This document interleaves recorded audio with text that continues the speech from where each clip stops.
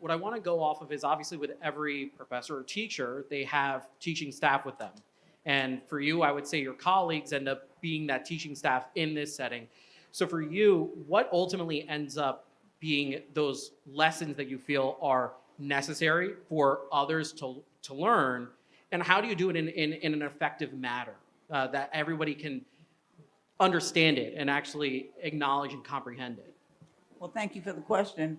I've had 40 years in the classroom as a professor, so I think I've learned some things throughout that time. But one of the things that I learned right away when I came to Congress was that I could learn something from young folks who, for 40 years, they've been learning from me.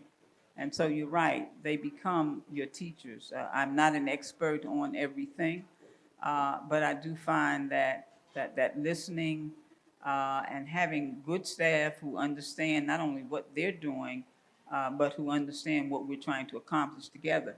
I've always considered myself to be a stakeholder representative, and I just believe that you have to know what your stakeholders want. You need to know what they need, and you need to stay in touch with them. Service is the rent we pay for living on this earth, and as an elected official for almost 40 years in local, state, and now federal, at the federal level, I have found that it's just really important to not only stay in touch with the people and understand the people that you're representing, and to do right by them. Because if you don't do right by them, they're not going to do right by you. To follow up on that, one of the big topics that we've seen is bipartisanship.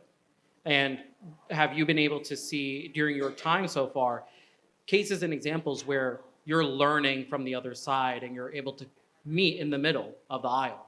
Well, absolutely I have. I mentioned the bipartisan HBCU caucus, which I co-founded when I came to Congress. French Hill and I have been partners.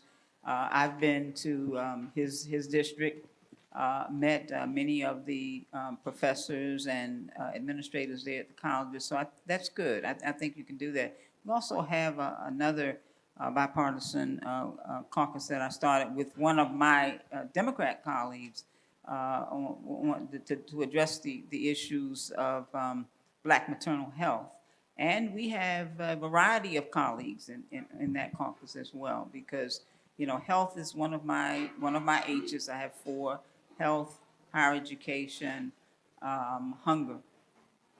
And those things are just really important. But yes, it's an opportunity for me as an educator who taught for all those years to continue to learn and to do some teaching here as well.